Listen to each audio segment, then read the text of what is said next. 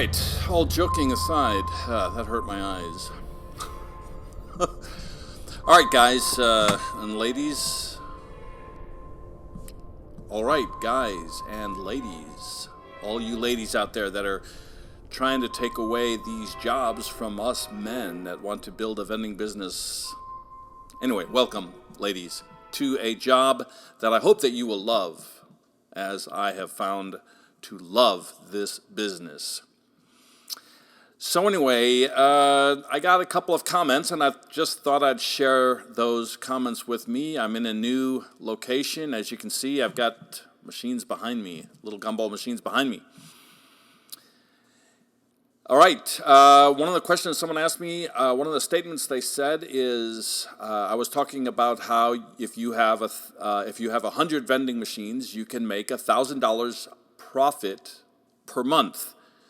And the person that wrote me a comment, he said that wasn't, worth the trouble. And I thought, in a way, it's true. It's not worth the trouble if that's all you're doing. If that is all you have, if that's all the money you're making per month, that's not very much.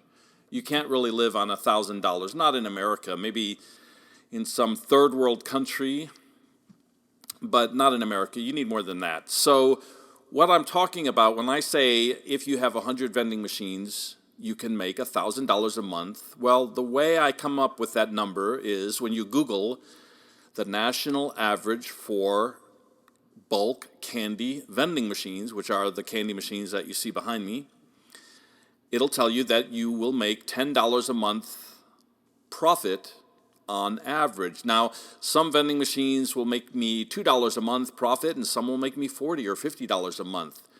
So if you get yourself 100 vending machines, go out and find a home for all those vending machines and start looking at how much money those machines are bringing in.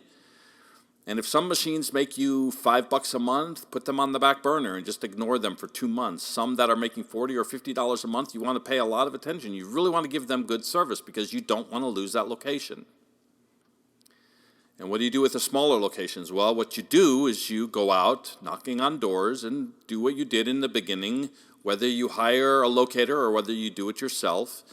And if I hired a locator, I probably wouldn't pay more than $25 per location. And I know a lot of locators will charge $50 per location. I can do it myself. I found, one day I went out for 8 hours and I found 7 locations. So I know it's easy to do. Now, what you do is you take those locations that are making you $2, $3, $4, $5 a month profit, and you find another place to put those. Now, the downside is you're not going to know how much money those machines will make you when you put them in their second location or third location. You just have to wait. You have to give time a chance. And one person that works in the business can make or break that location. In other words, if you have one person that comes into and puts money into the machine every day, maybe $2 worth a week or a couple quarters a day, that can be a really profitable location. It can just take one person. And if that person quits or gets fired, guess what? Your sales go down, and you may wonder what's going on. Why is it that last month I came here, there was $50 in the machine, and now there's only $10 in the machine? Well, maybe someone got fired, or maybe someone lost their job, or they quit. And that person was spending 50 cents or $1 every day on your little gumball machine. So I will tell you a story. I went out, like I said, one day. I was hired to find some locations for a guy. He said he wanted 3 locations. And I said, all right. And I went to the neighborhood where he told me to go, even though I was totally against it because it was one of the worst neighborhoods I've ever been in, and he wanted it there.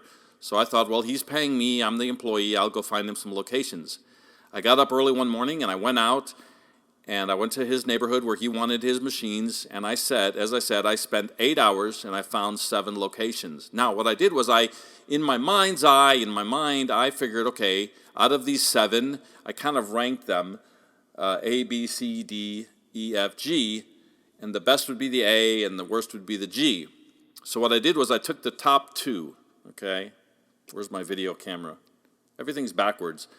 So I took the first 2 that I thought were the best. I kept those for myself, and I told the guy that I have 5 locations for him to choose from. And I drove him around and showed him the 5, and he picked 3. He picked the top 3 of those 5. which left me the bottom two. So in other words, I got the first two, and I got the last two, and he got the three that were in the middle. Now, one of the two that was on the bottom that nobody wanted, I didn't even want it, but I took it and I put a vending machine in there only because it's hard to find, it's not hard to find locations, but if you get a location, don't turn it down. Because it's going to make more money than sitting in your closet or in your garage. So I took that location. It was a little tiny insurance company, a little tiny insurance office in a Hispanic neighborhood. And there was one employee. I never saw anybody but that one person, even though the lady that worked there, she was the one employee that I would see. She said there was another man that worked there, but I never saw him. So there was basically two employees, and then they had their customers coming in. But they were all Hispanic that came in there and bought the insurance from that company. And as you know, and as you see, a lot of Mexican people have children, lots of children. And guess who loves the candy in those little gumball machines? The children. And when the parents are getting irritated because they're trying to do their transaction or their insurance policy or whatever, the kids are getting anxious and irritable. Guess what they do? They give their little children a quarter or two and they say, go get a little, little handful of candy. And that's what they do. That place, I would sell out every month. The one location that he or I did not want, the one location that he was paying me to find locations, he didn't want it. And I didn't really want it, but like I said, I took it anyway because it was a location. That location probably made me $60, $70, $80 a month. So you never know what the location is going to do until after you are there for 2 months or 3 months. I hope that helps you with your vending business. I hope you give me a thumbs up. And I love the feedback, guys and ladies. I do notice that on the feedback, or the number of people that are watching these videos, I would say about 4 to 5% are women. So we thank you guys. We thank you ladies for looking into this business. It's a great business. It's a great business to have. It's a business that you can start with a small amount of money. Okay, give us a thumbs up or give me a thumbs up, and I will be catching you on another video.